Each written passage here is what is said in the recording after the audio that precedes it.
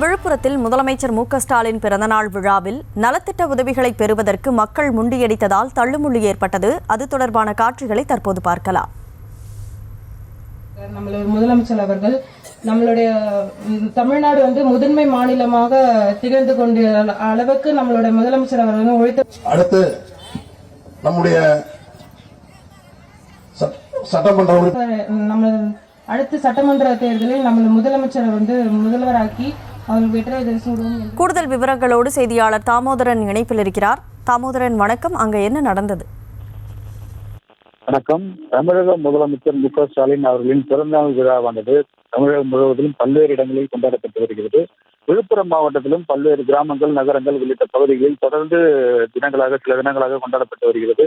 இந்நிலையில் விழுப்புரம் காக்குப்பம் பகுதியில் 4வது வார்டு, 5வது வார்டுக்குள்ள பகுதிகளில் திமுக மத்திய மாவட்ட செயலாளர் லட்சுமணன் தலைமையில் நலத்திட்ட உதவிகள் வழங்கும் நிகழ்ச்சியானது நடைபெற்று வந்தது. இன்று காலை தொடங்கிய நிகழ்ச்சியானது எம்எல்ஏ விழுப்புரம் சட்டமன்ற உறுப்பினர் லட்சுமணன் அவர்கள் சிறப்புரை ஆகியோருக்கு இந்த நலத்திட்ட உதவிகளை குறிப்பிட்ட நபர்களுக்கு மட்டும் வழங்கிவிட்டு சென்றிருந்தார். இந்நிலையில் தொடர்ந்து அவர் சென்ற பிறகு அந்த நலத்திட்ட உதவிகளை பிளாஸ்டிக் பக்கெட் உள்ளிட்ட பொருட்களை பெறுவதற்காக, டப்பு போன்ற பொருட்களை பெறுவதற்காக மக்கள் ஒன்று திரண்டிருந்தனர். அவர்கள் அந்த டப்புகளை கொடுக்கும்போது அவர்கள் ஒருவர் தள்ளிக்கொண்டு முண்டியடித்துக் கொண்டு அந்த டப்பினை வாங்க முயற்சி செய்தனர். இதனால் அந்த இடம் சுமார் பரபரப்பான சூழல் காணப்பட்டது.